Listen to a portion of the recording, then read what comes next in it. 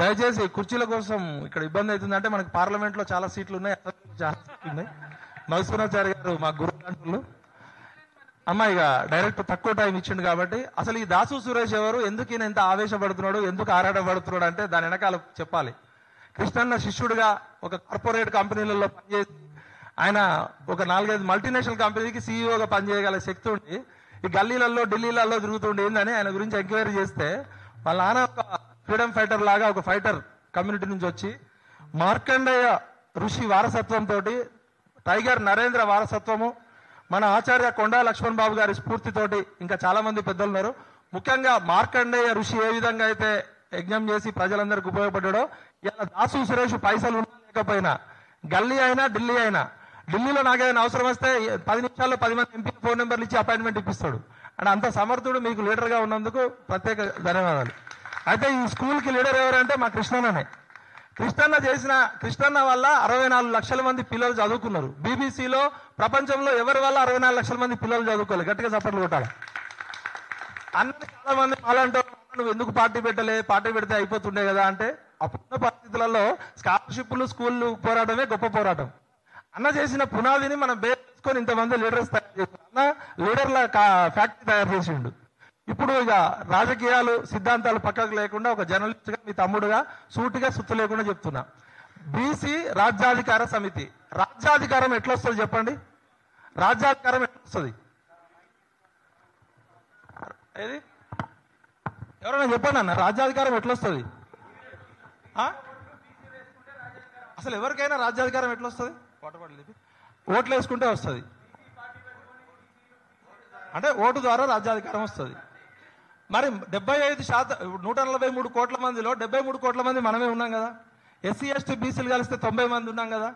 మరి మనం ఎంతసేపు మన ఓట్లు మనం వేసుకోకుండా ఎన్ని ఉద్యమాలు చేసినా కూడా, అంటే మన ఓట్లు మనం ఎందుకు వేసుకోవట్లేదు అంటే, ఉత్తరప్రదేశ్లో కాన్షీరామ్ అనే వ్యక్తి సైకిల్ మీద తిరిగి ఉత్తరప్రదేశ్లో మాయావతి అనే స్కూల్ టీచర్ని 4 సార్లు సీఎం చేసిండా లేదా?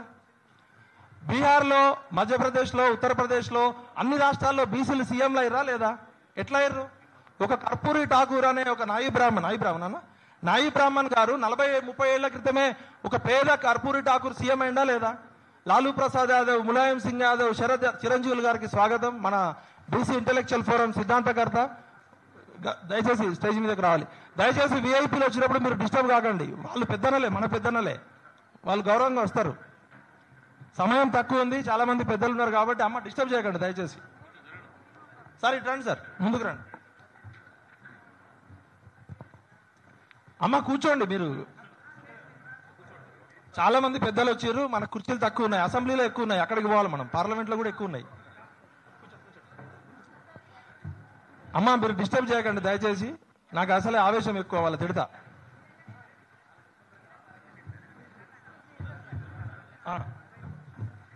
తల్లి లొల్లి బంద్ చేయమ్మా. డీకాస్టిఫికేషన్ అండ్ మనకి అసలు డీకాస్టిఫికేషన్ తెలుసా? నేను ఒక మున్నూరు కాపు పటేల్ని, నేను ఒక చాకలోళ్ళ ఇంటికో మంగళోళ్ళ ఇంటికో వెళ్ళి అన్నం తింటానా? ఎంబీసీలతో నేను ఒక మున్నూరు కాపు పటేలు బీసీ గురించి మాట్లాడుతూ మైకు పట్టుకున్న నేను నా కులాన్ని మర్చిపోయి కిందున్న ఉప్పరోళ్ళో లేకపోతే పిచకుంట్లోళ్ళో లేకపోతే ఏమనుకోదు వంశరాజులు అట్లాంటి వాళ్ళ కులానికి నేను వెళ్తున్నానా? అసలు ఫస్ట్ నేనే డీకాస్టిఫై కాకపోతే బీసీలకి రాజ్యాధికారం ఎట్లా వస్తుంది? డీక్లాసిఫికేషన్, డీక్లాసిఫికేషన్. నేను నా కొడుకు హైదరాబాద్ పబ్లిక్ స్కూల్లో చదువుతున్నాడు, మా నాన్న ఒక 40 ఎకరాలు అమ్మిండు రాజకీయాల్లో. నేను నాకన్నా పెద్దన్న మున్నూరు కాపు ధర ఇంటికి పోతున్నా, కానీ నాకన్నా పేద ఉన్న మంగళోళ్ళ ఇంటికో చాకలోళ్ళ ఇంటికో కమ్మరోళ్ళ ఇంటికో పోట్లే కదా. ఫస్ట్ మనకి కూర్చోన్న 2 తెలుగు రాష్ట్రాల్లో ఎందుకు మనకి రాజ్యాధికారం రాలేదంటే, ప్లీజ్ డిస్టర్బ్ చేయకండి, మీరు తిట్టేస్తా నేను, నాకు అసలు బీపీ ఎక్కువ. డీకాస్టిఫికేషన్ అండ్ డీక్లాసిఫికేషన్ అనే దాని మీద తమిళనాడు, కర్ణాటక, కేరళ, ఉత్తరప్రదేశ్, బీహార్లో తాత్విక పునాది జరిగింది. జ్యోతిబా పూలే, నేనేమైనా తప్పు మాట్లాడితే విశారదన్ మహారాజ్ అని కరెక్ట్ చేస్తాడు. జ్యోతిబా పూలే, సావిత్రిబాయి పూలే ఎవరిని తయారు చేసిర్రు? ఒక సాహు మహారాజుకి చైతన్యం ఇస్తే సాహు మహారాజు అంబేద్కర్ని తయారు చేస్తే, అంబేద్కర్ స్ఫూర్తితో కాన్షీరామ్ తయారైతే, కాన్షీరామ్ స్ఫూర్తితో మాయావతి తయారైతే, ఈ స్ఫూర్తితో లోక్ ప్రకాష్ జయప్రకాష్ నారాయణ్, ఆయన పేరు ఏందన్నా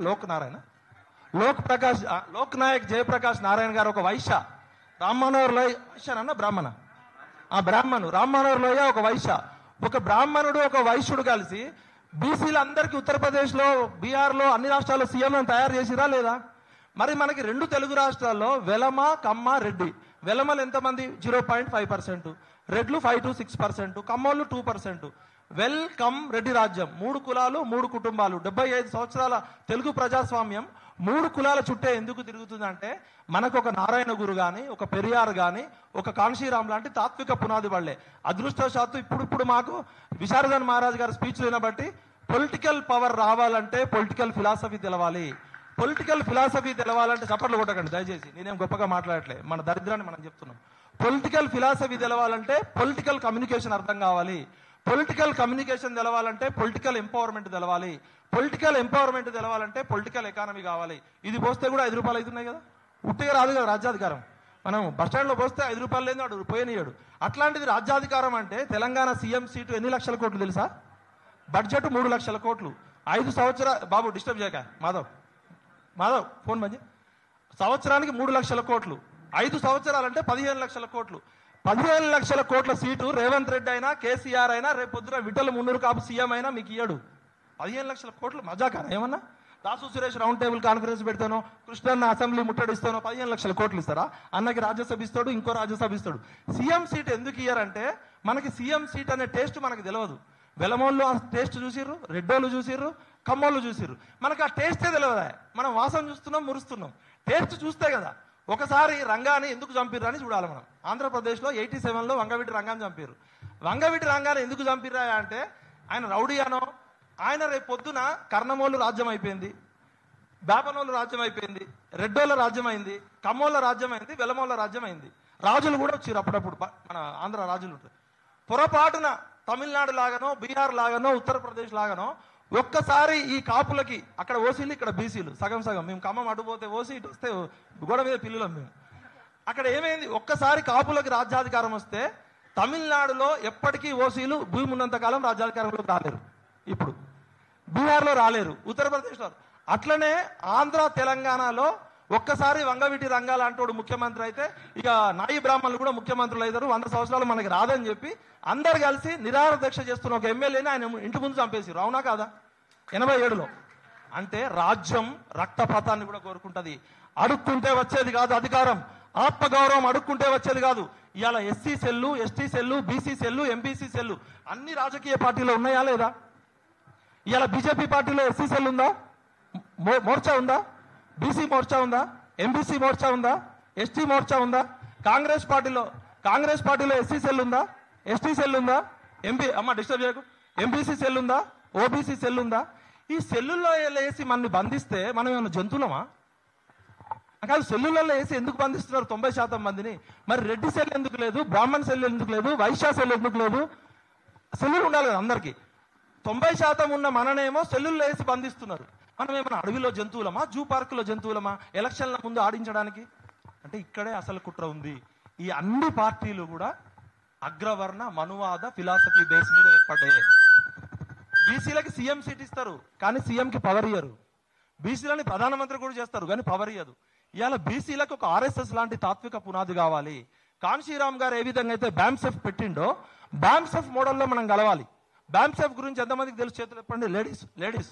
లేడీస్ బ్యామ్సెఫ్ గురించి ఎంతమందికి తెలుసు? కాన్షీరామ్ గారు సైకిల్ యాత్ర చేస్తున్నప్పుడు విశారదన్ మహారాజ్ అన్న కరెక్ట్ చేస్తాడు. మాయావతి గారు కలిసినప్పుడు అమ్మ ఏమవుతుందో అంటే సివిల్స్ ప్రిపేర్ అవుతున్నా అంటే ఏం చేస్తావు అంటే టీచర్ జాబ్ చేస్తున్నా అన్నాడు. కాన్షీరామ్ లాంటి ఒక వ్యక్తి ఉద్యోగాన్ని బంద్ చేసి ఎక్కడో పంజాబ్ నుంచి వచ్చి ఉత్తరప్రదేశ్లో బేపనోళ్ళు కూడా తుపాకీ తీసుకొని చంపేస్తారు. రణవీర్ సేన, ఠాకూర్ సేన, బీహార్, ఉత్తరప్రదేశ్లో. మన దగ్గర ఇక్కడ బేపనోళ్ళు కోపటోళ్ళు చంపరు మనని, కానీ అక్కడ ఉత్తరప్రదేశ్లో బేపనోళ్ళు కూడా తుపాకీ తీసి సైన్యాలు ఉంటాయి. అట్లాంటి దగ్గర కాన్షీరామ్ గారు ప్రాణాలకు తెగించి ఒక టీచర్ని 4 సార్లు ముఖ్యమంత్రి చేసిండు. అవునా కాదా? ఒక ఐఏఎస్ ప్రిపేర్ అవుతున్న మాయావతి అనే ఒక అమ్మాయిని 400 మంది ఐఏఎస్లు సెల్యూట్ చేసేటట్టు చేసిండు 4 సార్లు. అవునా కాదా? మనకొక కాన్షీరామ్ లేడు, మనకొక పెరియార్ లేడు, మనకొక నారాయణ గురు లేడు, మనకొక తత్వం లేదు. మనం ఎంతసేపు పొలిటీషియన్స్ అవుతున్నాం. పొలిటీషియన్ పవర్ ఉంటాడు. ఇవాళ విఠల్కో సీట్ ఇస్తే రేపటి నుంచి మాట్లాడడం బంద్ చేస్తాడు. సురేష్ అన్నకో రాజ్యసభ ఇస్తే ఆయన బంద్ చేస్తాడు అనుకుందాం. ఎగ్జాంపుల్ చెప్తున్నా. మనకి తత్వం ఉందనుకో, తత్వం వ్యక్తుల మీద ఆధారపడదు, తత్వం వ్యవస్థ నిర్మిస్తుంది. కాబట్టి ఇక్కడ ఉన్న పెద్దలందరికీ నేను మీ తమ్ముడిగా పాదాభివందనాలు కోరుతూ, మిమ్మల్ని తిట్టాల్సినంత తిడతా పర్సనల్గా కలిసినప్పుడు, కానీ ఇక్కడ మిమ్మల్ని గౌరవించుకోవాలి కాబట్టి కృష్ణన్న పార్టీ పెట్టకపోవడం చేసిన తప్పుని మనం చేద్దాం, మనం సరిచేద్దాం. ఎందుకంటే ఆయన 60 సంవత్సరాల జీవితంలో పోరాటమే సరిపోయింది. 64 లక్షల మందిని చదివిపించిండు కదా, మరి 64 లక్షల మంది 64 మంది ఎంపీలు కావాలి కదా, 64 మంది ఎమ్మెల్యేలు కావాలి కదా, పే బ్యాక్ టు సొసైటీ ఇవ్వాలి కదా. ఇంకా అన్నిటికీ కృష్ణన్నే లాఠీ దెబ్బలు తినాలా. ఇప్పుడు కూడా 10th క్లాస్ పిల్లల కోసం ఆయనే లాఠీ దెబ్బలు తినాలా. అందరూ అక్కడికే పోతారు. ఇంకా ఎవరు అంటే పోరాడేటోడే కాసే చెట్టుకి 60 ఏళ్ల వయసులో కూడా ఆయన ఆ పార్టీ రాజ్యసభ తీసుకున్నాడు, ఈయన ఈ పార్టీ రాజ్యసభ తీసుకున్నాడు అంటే మరి ఏం చేయాలి? ఆయన తూటా లాఠీ దెబ్బలు చచ్చిపోవాలా? ఏం చేస్తాడు ఒక మనిషి తన జీవితకాలంలో? మనం అందరం మనకు సోయి లేనప్పుడు బీసీ అనే సోయి ఇచ్చిండు కదా, ఆయన మీద ఒక డాక్యుమెంటరీ చేయాల్సిన బాధ్యత ఉంది కదా, ఆయన చరిత్రను మనం నేర్చుకోవాలి కదా. విమర్శించడం ఈజీ, మోసేటోడికి తెలుస్తుంది బరువు. ఇవాళ దాసు సురేష్ అనే వ్యక్తి కార్పొరేట్ కంపెనీలో 5 లక్షల జీతం వదిలిపెట్టి పిచ్చోడులాగా తిరుగుతున్నాడు మీ అందరి కోసం. ఢిల్లీలో తిండి తినకుండా తిరుగుతున్నాడు. ఏ నాయకుడు సపోర్ట్ చేయలే. నాకు తెలుసు ఆయన వెనకాల ఎన్ని కన్నీళ్లు ఉన్నాయో, ఆయన ఎన్ని ఆస్తులు అమ్మిండో, ఎన్ని అప్పులు ఉన్నాయో నాకు తెలుసు. సంస్థను నడపడం అంత ఈజీ కాదు, విమర్శించడం ఈజీ. ఇవాళ బీజేపీ పార్టీ బీసీ లెక్కలు చేయమని డైరెక్ట్ చెప్పేసింది. వాళ్ళ సిద్ధాంత పరంగా మేము బీసీ లెక్కలు చేయడానికి వ్యతిరేకమని సుప్రీంకోర్టులో అఫిడవిట్ ఇచ్చింది. వాళ్ళని తిట్టి మనకేం లాభం?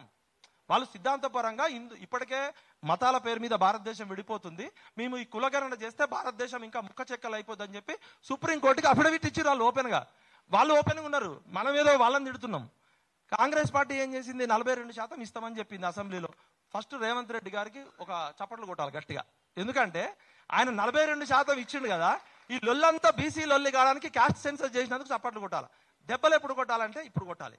ఈ 42% మోడీ అడ్డుకుంటున్నాడా, లేకపోతే అమిత్ షా వచ్చి అడ్డుకుంటుండా, మోహన్ భగత్ వచ్చి అడ్డుకుంటుండా? 42% ఇచ్చేయచ్చు కదా. ఇక్కడ ఇప్పుడు ఇచ్చేయడానికి ఎవరు అడ్డుకోవట్లేదు కదా, చట్టం చేయడానికి అడ్డుకుంటున్నారు. నువ్వు 42% కాంగ్రెస్ పార్టీలో పోస్ట్ ఎమ్మెల్యే సీట్లలో, ఎంపీ సీట్లలో, వార్డు మెంబర్, జెడ్పీటీసీ ఎవడు అడ్డుకుంటాడు? రాహుల్ గాంధీ మెచ్చుకుంటాడు కదా. అరే బద్మాష్ మాటలు బంద్ చేయండి ఇప్పటి నుంచి. బీసీలు సోయికి వచ్చిర్రు ఖబర్దార్. ఈ రాజకీయ పార్టీల బొక్కలన్నీ బయట పెడతాం. అది రేవంత్ రెడ్డి అయినా, రాహుల్ గాంధీ అయినా, మోడీ అయినా, దేవుడైనా సరే. ఈ దేశంలో 75 కోట్ల బీసీల జనాభా లెక్కలు లేవంటే ఇది ఏమి నాగరిక దేశం? అడవిలో ఉన్న పందుల లెక్క ఉంది, ఖమ్మం జిల్లా ఉన్న అడవుల టేకు చెట్ల లెక్క ఉంది. 75 సంవత్సరాల తర్వాత బీసీలు మా లెక్క తేల్చండి అని అడుక్కోవాలంటే ఇది నాగరిక దేశమా? ఈ దేశం గురించి ప్రపంచం ఏమనుకుంటది? 75% జనాభా లెక్కలు లేకపోతే ఏ విధంగా మీరు పబ్లిక్ పాలసీ తయారు చేస్తారు? అది కాంగ్రెస్ కావచ్చు, బీజేపీ కావచ్చు, టీఆర్ఎస్ కావచ్చు, ఎవరైనా కావచ్చు. ఒక పబ్లిక్ పాలసీ స్కాలర్ గా చెప్తున్నా, data is everything, data is important, data driven society, artificial intelligence, machine learning, data science అని చెప్తున్నాం కదా. ఈ 143 కోట్ల మంది డేటా లేదని సుప్రీంకోర్టుకి అఫిడవిట్ ఇస్తున్నాయి అంటే కేంద్ర రాష్ట్ర ప్రభుత్వాలు, ఇవి మన ప్రభుత్వాలు కావు, ఇవి పాలకులు కావు. వీళ్ళు తీహార్ జైల్లో ఉండాల్సిన దొంగలు అసెంబ్లీలో, పార్లమెంట్లో ఉంటున్నారు. ఇవాళ అసెంబ్లీకి నేను ఇప్పుడు పోతే 200 మంది పోలీసులు ఉన్నారు, లోపల ఉన్నది కసబుగాడ దొంగల. ఇవాళ టీఎస్పీఎస్సీ చైర్మన్ కలవడానికి పోతే 200 మంది ఉన్నారు. 200 మంది పోలీసులు పెట్టుకున్నాడు కసబా, వాడు దొంగనా, టెర్రరిస్టా? టీఎస్పీఎస్సీ చైర్మన్ గ్రూప్ 1 పిల్లలు పోతే 100 మంది లాఠీ దెబ్బలు కొడుతున్నారు. ఈ ప్రజాస్వామ్యంలో లెక్కలు బొక్కలు బయట పెట్టాల్సిందే. మన లెక్కలు బయట పెడితే వాళ్ళ బొక్కలు బయట పెడితేనే పడు. అన్న మీరు ఏమనుకోకండి, పార్టీలకు అతీతంగా మాట్లాడుతున్నాను నేను. మీరు మా పెద్ద మనుషులు, గురువులు, మిమ్మల్ని గౌరవించుకోవడం మాకు. కానీ ఎవరు తప్పు చేసినా తప్పే. ఇవాళ విశారదన్ మహారాజ్ అన్న స్పీచ్ వింటుంటే రక్తం మరిగిపోతుంది. ఎందుకు ఇంత అన్యాయం, ఎందుకు ఇంత ద్రోహం? ఇంకా 75 సంవత్సరాల తర్వాత కూడా మాకు సన్న బియ్యం ఇస్తాం, నల్ల నీళ్ళు ఇస్తారట. నల్ల నీళ్ళు ఇచ్చినాం, సన్న బియ్యం ఇచ్చినాం. సన్న బియ్యం కోసం, నల్ల నీళ్ళ కోసం చచ్చిపోలే 1200 మంది పిల్లలు, రాజ్యాధికారం కోసం చచ్చిపోయారు. తెలంగాణ వస్తే శ్రీకృష్ణ కమిటీ రిపోర్ట్ లో ఇక్కడ 90% సబ్బండ వర్గాలు ఉన్నారు. ఈ సబ్బండ వర్గాలకి రాజ్యాధికారం రావాలంటే తెలంగాణ వస్తే డీసెంట్రలైజ్ అవుతుంది. Small is beautiful. Public administration Srikrishna committee report చూడండి. తెలంగాణ ఇచ్చింది కేసీఆర్ సీఎం కావడం కోసమో, రేవంత్ రెడ్డి కోసమో, మల్సూనచారి కోసమో, విఠల్ కోసమో కాదు. 93% సబ్బండ వర్గాలకి రాజ్యాధికారంలో భాగం కావాలి, బడ్జెట్ లో భాగం కావాలి. ఇవాళ 3 లక్షల కోట్ల బడ్జెట్ లో మనకి ఇచ్చింది ఎంత సురేష్? 11,000 కోట్లు ఇచ్చింది. పేపర్ మీద పెట్టింది 11,000 కోట్లు, ఖర్చు పెట్టింది ఎంత అంటే లెక్కలుండవు. మనం 60% జనాభా ఉన్నాం అనుకుంటే 42% ప్రకారం ఎంత కావాలి? క్యాల్కులేటర్ కొట్టి చెప్పు నాకు. 3 లక్షల కోట్లలో 42% ఎంత చెప్పు? 1,40,000 కోట్లు రావాల్సింది 11,000 కోట్లు బిచ్చమేస్తే కాంగ్రెస్ పార్టీలో ఉన్న బీసీలు బాహుబలులా, బిచ్చల దేవులా? సెంట్రల్ గవర్నమెంట్ లో బీసీ లీడర్లు ఉన్నారు కదా, మరి మోడీ కూడా ఇవ్వాలి కదా. మోడీ గారికి ఒకటి కృతజ్ఞత చెప్పాలి. 27 మంది కేంద్ర మంత్రులు ఇచ్చినందుకు మోడీకి హ్యాట్స్ ఆఫ్. ఫస్ట్ టైం భారతదేశ చరిత్రలో 27 మంది బీసీలను ఇచ్చిండు. కానీ 27 మంది బీసీ మంత్రులు అయినంత మాత్రాన 70 కోట్ల మంది ప్రజలు బాగుపడరు. బీసీ ప్రధానమంత్రి అయినంత మాత్రాన బీసీలు బాగుపడరు. బీసీ ముఖ్యమంత్రి రేపు పొద్దున కృష్ణన్న ముఖ్యమంత్రి అయినా పవర్ కావాలి కదా, బడ్జెట్ ఎలాకేషన్ చేయాలి కదా. తమిళనాడు జయలలితకు ఒకసారి గట్టిగా జై చెప్పండి, జయలలితకి జై అని. ఆమె బ్రాహ్మణ, ఆమె 69% ఇచ్చింది. ఎప్పుడన్నా 92లో 69% రిజర్వేషన్ ఇచ్చింది. ఆమె బీసీయా? ఆమె బ్రాహ్మణ్. ఇచ్చింది ఎవరు? పివి నరసింహారావు, బ్రాహ్మణ్. పివి నరసింహారావు మీద కత్తి పెట్టింది. ఇస్తావా సస్తావా కొడక అని ఢిల్లీలో కూర్చుంది, దెబ్బకి ఇచ్చిండు. పెద్ద మనిషి, పివి నరసింహ. అంటే మన దగ్గర కెపాసిటీ ఉంటే కెపాసిటీ రెస్పెక్ట్ చేస్తుంది. ప్రకృతిలో ఇవాళ ఇక్కడ అందరూ ఎందుకు పిలిచినాం? వీళ్ళందరినీ కెపాసిటీ ఉందనే కదా. రాజకీయాలకు అతీతంగా వాళ్ళందరూ ఎందుకు వచ్చారు? మీ దగ్గర కెపాసిటీ ఉందనే కదా. ప్రకృతి ధర్మం, కెపాసిటీ రెస్పెక్ట్స్ కెపాసిటీ. భక్తి అని ఉండాలి, భయం అని ఉండాలి. ఈ అన్ని రాజకీయ పార్టీలకి బీసీలు ఓటు బ్యాంకులే. కాబట్టి మనం భయపెడదాం. ఎట్లా భయపెట్టాలో అట్లా భయపెడదాం. మనం వీళ్ళందరితో కలిసి మంత్రం, యంత్రం, తంత్రం నిర్విద్దాం. ఓ నేస్తమా, నాకు కాస్త నమ్మకం ఇవ్వు, ఆకాశాన్ని అప్పడంలో విరిచేస్తా అనే శక్తి మీ అందరికీ ఉంది. అండ ఉంటే కొండని పిండి చేయొచ్చు అన్న. మీరందరూ కూర్చొని ఢిల్లీలో ప్రోగ్రామ్ ప్లాన్ చేయండి. గల్లీ కాదు, ఢిల్లీలోనే చేద్దాం. మోడీ గారికి మన హృదయ ఆవేదన తెలవాలి కదా. 1200 మంది పిల్లలు చచ్చిపోతే వచ్చింది కదా తెలంగాణ. మధుసూదనాచారి గారి జీవితం అంతా పోరాటమే కదా. 69 ఉద్యమానికి ప్రత్యక్ష సాక్షి కదా. ఆర్మీ వర్సెస్ స్టూడెంట్ ఫైట్ జరిగింది కదా. ఇవాళ మధుసూదనాచారి గారికి ముఖ్యమంత్రి అయ్యే అవకాశం లేదా? ఈ పార్టీలన్నీ కుల పార్టీలు, అగ్రవర్ణ రాజకీయ కుటుంబ పార్టీలు. అన్ని మాటలు మస్తు చెప్తారు. నేను కూడా ఎమ్మెల్యే అయితే నేను కూడా అట్లా చెప్తా. నేను జర్నలిస్ట్ ఉన్నా కాబట్టి యథార్థవాది, లోక విరోధి. నేను అన్ని పార్టీలకి దగ్గర, అన్ని పార్టీలకు శత్రువే. కాబట్టి కలిస్తే నిలుస్తాం, నిలిస్తే గెలుస్తాం. విడిపోతే పడిపోతాం, పడిపోతే ఓడిపోతాం. కలుద్దాం, నిలుద్దాం, గెలుద్దాం. అవునా లేదా? విక్టర్ హ్యూగో అనే ఒక ఫిలాసఫర్ ఒక మాట చెప్తాడు. మొహరించిన సైన్యాలనైనా ఆపవచ్చు గాని ముహూర్తం ఆసనమైన ఆలోచనలు ఎవరు ఆపలేరు. ఈ రోజు ఇండియా పాకిస్తాన్ మధ్య యుద్ధం ఉంటే కూడా ఒక అమెరికా అధ్యక్షుడో, ఒక ఐక్యరాజ్యసమితి అధ్యక్షుడో ఫోన్ చేసి యుద్ధాన్ని ఆపచ్చు. కానీ ఇక్కడ సోమాజిగూడ ప్రెస్ క్లబ్ లో మన బీసీ బాహుబలుల మధ్య జరుగుతున్న ఆలోచనల సంఘర్షణ ఆపే శక్తి ఎవరికన్నా ఉందా? కాబట్టి ప్రకృతి మనతో ఉంది. ఇది బీసీల యుగం. మనం దృఢ సంకల్పంతో ఇక్కడ నుంచి ఒక బలమైన తీర్మానం చేసుకొని పోదాం. నిన్న మిత్రులు జాజుల శ్రీనివాస్ గౌడ్ని, మల్లన్నని, నరేందర్ గౌడ్ని బీసీల పేరుతో ఎంతెంత మంది చిన్న చిన్న పాయాలుగా విడిపోయారో మీరందరూ ఒక నది ప్రవాహమై సముద్రాన్ని కలవాలి. మీరు విడివిడిగా మీరు కొట్లాడండి. మన గమ్యం, లక్ష్యం ఒక్కటే. మీరు గినక అందరు కలవకపోతే మీ బొక్కలు కూడా నేనే బయట పెడతా, గుర్తుపెట్టుకోండి. చందాలు దందాల కోసం రాలే సంఘాలు. సంఘం అంటే ఒక సంస్కరించబడాలి. ఆ రోజు రాజా రామ్మోహన్ రెడ్డి దగ్గర నుంచి, గోపాలకృష్ణ గోఖల దగ్గర నుంచి అగ్రవర్ణాలు, పేదలు ఎంతో మంది మన కోసం త్యాగం చేస్తే ఇవాళ స్వాతంత్రం వచ్చింది. గుణంకి కులం అవసరం లేదు. అగ్రవర్ణాల్లో ఉన్న మేధాలను కూడా పిలవండి. ఎస్సీ, ఎస్టీ, బీసీ, మైనారిటీలు అందరినీ కలుపుకోండి. ఉట్టి బీసీలు కొట్లాడితే రాదు. సమాజంలో మనకన్నా చైతన్యవంతమైన మన కాంశీరామ ఆలోచనతో మనకన్నా ఎంతో ఇవాళ ఎస్సీలలో ఉన్న చైతన్యం మన ఎంబీసీలలో లేదు. ఎంబీసీలలో చాలా కులాలు తమ పేరు చెప్పుకోవడానికి వెనకబడుతున్నాయి. ఇలా నేను మున్నూరు కాపు బాగానే ఉన్నా, ఈయన పద్మశాలికి అద్దరు చొక్కా వేసిండు, ఒక గౌడు పద్మ చొక్కా వేసిండు, యాదవ్ ఒక 5-6 కులాలు బాగానే, 119 కులాల్లో మేము ఎంజాయ్ చేస్తున్నాం. మరి మిగతా 130 కులాల పేర్లు కూడా తెలియవు కదా. ఇవాళ ఎవరన్నా 136 కులాల పేరు చెప్పమంటే కృష్ణన్న వీళ్ళు తప్ప నేను కూడా చెప్పలేను. నేను బీసీల గురించి మాట్లాడుతున్నా. ఎంబీసీల పరిస్థితి ఏంది?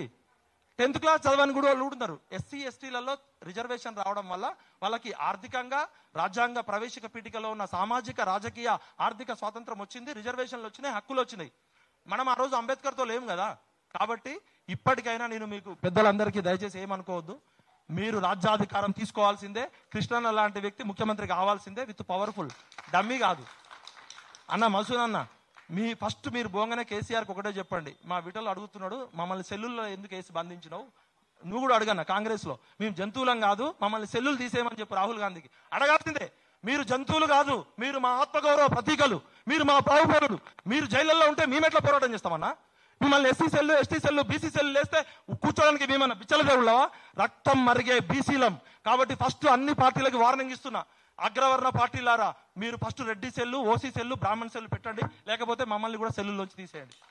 ఫస్ట్ అన్ని పార్టీలో ఉన్న బీసీ నాయకులారా, మీరు ఈ పార్టీ నాయకుల్ని గల్లాపట్టు అడుగుతారో, కాళ్ళు మొక్క అడుగుతారో మాకు అనవసరం. కానీ బడ్జెట్ లో మాకు వాటా రావాల్సిందే. మాకు 42% రేవంత్ రెడ్డి ఇక్కడ ఇవ్వాల్సిందే.